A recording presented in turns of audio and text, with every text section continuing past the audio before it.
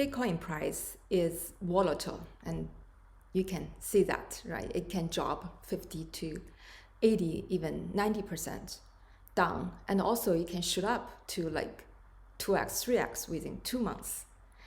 And now more and more people, even institutional investors, are interested in investing in Bitcoin, as this asset is very volatile. So you could either end up making huge profit out of it, or you could lose a lot of money depending on when you buy and when you sell. So I wanted to talk about different strategy. How can you optimize gain for Bitcoin investment? And I also want to talk about my own strategy, like what I want to do, my plan. And I wanted to share with you in this video. Also, I'd like to hear about your strategy and your plan. And please leave the comment down below and tell us about it. To me, I think this investment, the whole thesis and plan is aimed for long term. So I'm not really trying, and also personally I think it's really, really difficult to time the market or find the local high and the local low for Bitcoin price. So if you wanted to optimize your gain within short-term window, like 1 year or 3 months, then you need, I think you need a lot of luck, and that gain cannot be consistent. That's my opinion. But if you increase your investment horizon, like you increase the window to, let's say, 4 years or 5 years, then you have more confidence to know how much you actually can expect your return from the Bitcoin investment. So personally, I choose to have this 5-year window horizon that as maximum. Minimum was more to like 2 to 3 years window. That's the way how I look at it. And I know different people have different strategies, and some people, that's also one of the smartest way that I heard is they do dollar cost averaging. Those people, they truly believe in the future of Bitcoin. They think that it's going to be generally uptrend, but still facing this 4-year market cycle, as we have this halving, cycle around the halving. We're going to have a bull year run, and then following up with 3 years consolidation, or we can call bear market. But each time, after the 4-year cycle, it repeats itself, and it's going to reach to a new all-time high. And one of the well-known model that can give you the value of how much one Bitcoin actually is worth as a commodity in, let's say, 5 years and 10 years is stock to flow model. And that model is based on supply and demand assumptions. I mean, on the supply side, it's definitely fixed because we already know how much more Bitcoin will be mined, and all of that already encoded, and we know we don't have to make any additional assumption about it. And on the demand side, there's a certain assumption around that, but with reasonable assumption, we can forecast and project the price per Bitcoin in the future. And this is also the similar model how we value gold and silver, or this commodity. And based on the stock to flow model, we actually can see the Bitcoin price will be reaching to close to million actually in 5 to 8 years. And this cycle, it's probably going to be close to $200,000. And if you believe in that, then you definitely need to hold on your investment, avoiding panic sell. Definitely avoid to buy at high and sell at low. And then, after you hold it, or after you hold the price, that's underwater for 3 years, just about the moment it's gonna start its bull run, then you sell it because you think, okay, it's been underwater for 3 years and now it's break even, I need to sell it. And all of this probably are wrong strategies for Bitcoin. So again, it's very interesting. Many people, I think, are trying to do some research and understand and trying to optimize their strategy.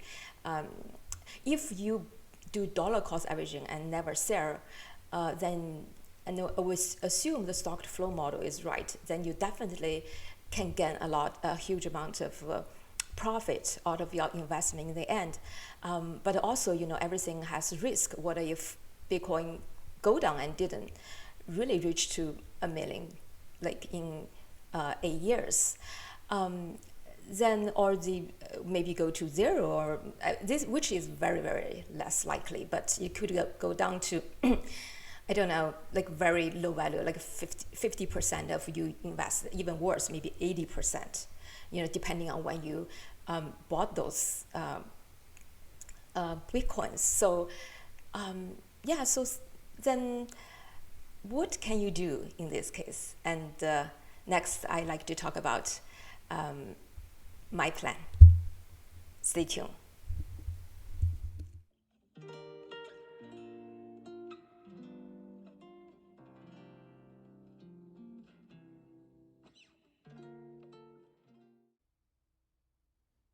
So here's my plan. My plan definitely was when to sell and when to buy. So I plan not to just use the common sense of dollar cost averaging.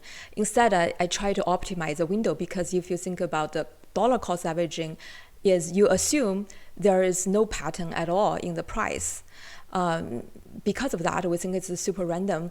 So the best thing to do is just invest or put some certain fund, let's say, $1,000 each month, or the beginning of each month, or beginning of each week, or beginning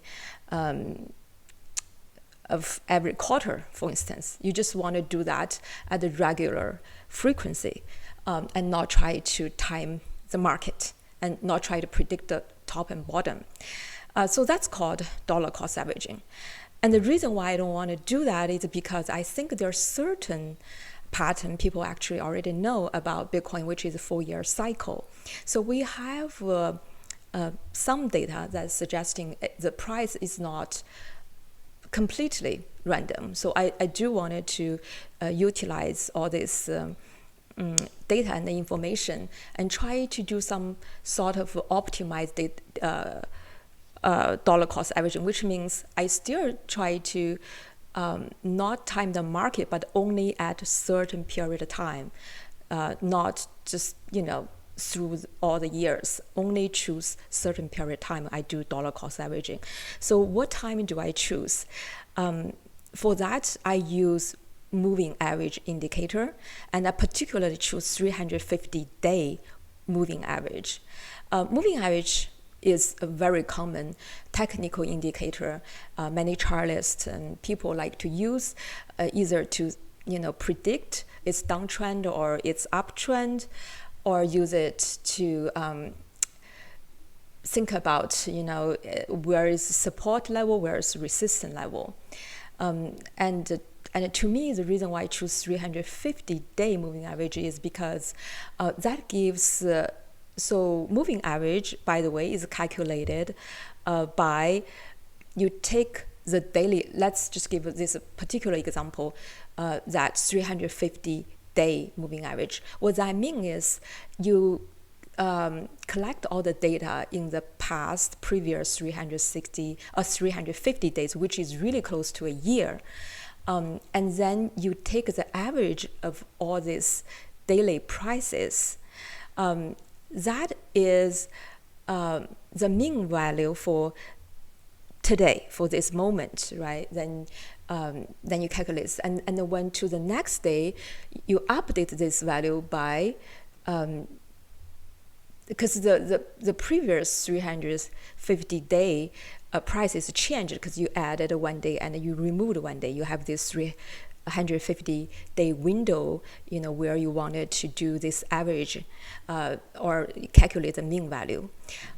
So because you're moving this window along your timeline. That's why you need to constantly update this value. And the reason why I wanted to use that, because if the current price is below 350-day moving average, that gives me a very clear sign that right now the Bitcoin is going through a downturn and has been in downturn for a while. And that in that case, it is safe, because we all of that based on some kind of assumption, which is, we have seen that in the past, and then we kind of assume it's going to happen, going to repeat itself, which is this market 4-year cycle or some kind of cycle. Maybe it's not 4 year, but we definitely had this low for a couple years, and then we go up for a couple years. And so if that is the case, right, if we use 50-day moving average, and if the current price is below that, I would consider that range would be a safe area to invest. And when that happens, during that window, I'm going to do dollar cost averaging throughout the whole period of time. I'm going to stop investing when the price go beyond the 350-day moving average. That is a point that I have invested enough. Now I'm just going to wait and see in which point I wanted to profit my gain. So the next step is when to take the profit, when to take your profit. And I using the same strategy, which is a 350-day moving average, but then I'm going to draw another 2 lines. One is 3x, basically all the price, for instance, today's 350-day moving average for Bitcoin. Let's just say, I actually haven't really checked, but let's just give an example. Say it's $30,000, okay? Then I can do 3x, which is $90,000, and draw another line, which is 5x to the 30,000, to the 350-day moving average. So I basically use 3x and 5x of the 350-day moving average to give me an indication. So what that tells me is, okay, so this value is already 3x of the average value in the past year, or 5x in the past year. So it has gone up quite a while. And now this point, I'm probably going to consider to take my profit. So once the Bitcoin price reach to that region, I will make my concrete plan how to sell it. And at the same time, I will always keep 10% of my position, never sell. I treat this as like kind of insurance, because you just never know what's going to happen in the future. And the 10% of your whole entire cryptocurrency portfolio is still a very small percentage. So let's just say, for that part, I don't do anything. I never sell, right? I just keep it. So that's the way how I plan to do it. And based on that, I did a little bit of history check. Then in October, from October 2014 to October 2015, which is 1 year, that is the window that I just talked about. The price is stay below 350-day moving average.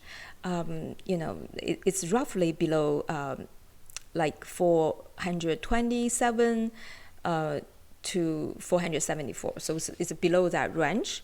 If I do dollar cost averaging, of course that's in the past. Let's just assume I did that. Then my cost basis probably is gonna be around $350 or something. Let's say, okay, just make it more on conservative side. And then when the price enters to the 3x to 5x window of 50-day moving average is in November 2017 to January 2018. And we know that price range at the time is roughly from 8,000 to 14,000. And you can see, right, just from that, how many you did a 20x to 30x gain just from there. And that is, 3 year, less than 3 year, kind of around a 3 year investment window. And for 20x to 30x and within 3x, that is pretty sweet. And you can do the same thing, you know, for the recent cycle, and in this cycle, the window that for Bitcoin price that is below the 350-day moving average is from June 2018 to April 2019, and the Bitcoin price at the time is roughly below, like, you know, from 5,000 to 6,000, and just below that price range. And then there's another tiny window, you know, triggered by the recession, triggered by COVID, which is from March 2020 to April 2020. Bitcoin price also dropped below to 350-day moving average. That is, you know, below, I mean, in general term, below $8,000. And if I did dollar cost averaging around that time, right?